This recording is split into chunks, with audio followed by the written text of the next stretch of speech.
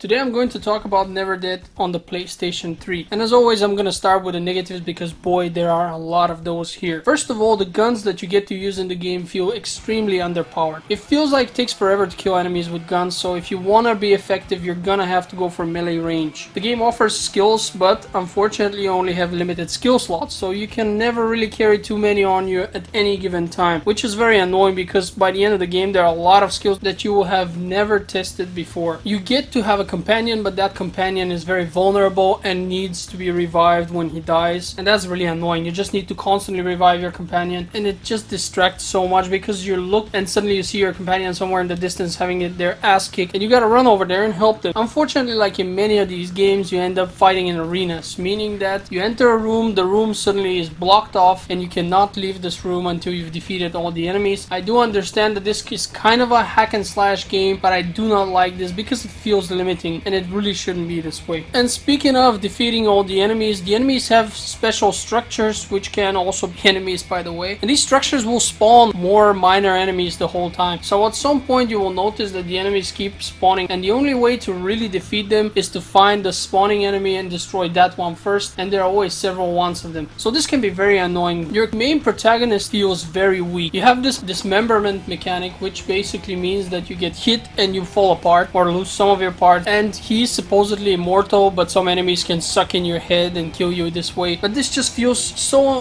weak because of this, because essentially what happens is you get hit by someone, you're immediately falling apart, and this really kills the speed of the game. They should have really made it so it's not so easy, or there should be a limitation to it. Many, if not most enemies will just hit me once and I'll just blow up in a bunch of pieces and have to go recollect them. It's just really annoying at some point. And while at first it's curious and funny, the game is way too long, and by the second quarter of it you're already pissed and you can't stand this mechanic. Another thing that this game has is collectibles, and oh my god, there's so many of them. You know how these games kind of reward you for collecting various stuff, but when there's so many things, it's just annoying. You feel like you can't concentrate on the rest of the gameplay because there's stuff all over the place that you need to pick up. When it comes to the story, I can only use one word for it: boring, or maybe I could use lame as well. The story is just terrible, absolutely awful story. You're not gonna find a good story in this game, so don't hope for one. When it comes to boss fights, usually they're very easy and quick. The last two boss fights, however, are really difficult and really boring. I just did not enjoy them at all. The mechanics that are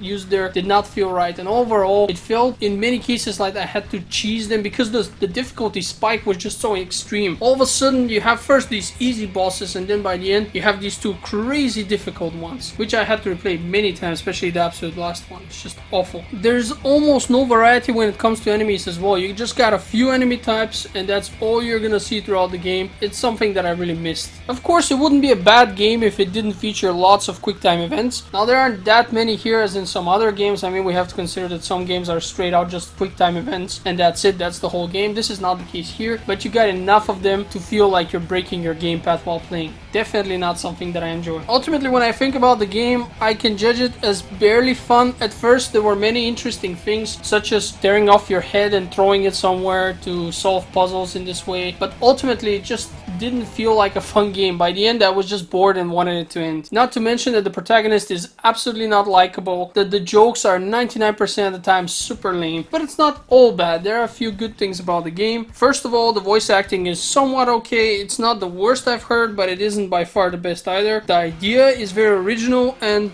the puzzles and secrets that you can use Dismemberment find are actually not so bad. Some of them are really original, like I mentioned, tearing off your head and throwing it at places. Can be pretty entertaining. The sword control is very interesting. You have a certain way of controlling your sword which gives you quite a bit of precision. It's not utilized very much, but it is definitely something that we see rarely. There is also a bird demon who's quite interesting. I actually liked him. He was my favorite enemy in the game. And ultimately, people who enjoy games such as Bayonetta and Devil May Cry will probably like this game quite a lot. Unfortunately, I'm not one of them. I enjoy Devil May Cry somewhat until it gets really boring, and Bayonetta I just found to be straight out the bad game. Just did not enjoy it at all. So this really does not surprise me here when I look at it. I just wasn't aware of what I'm getting into when I started playing the game. In any case, thanks for watching my review and have a great day, and don't forget to check out the others as well.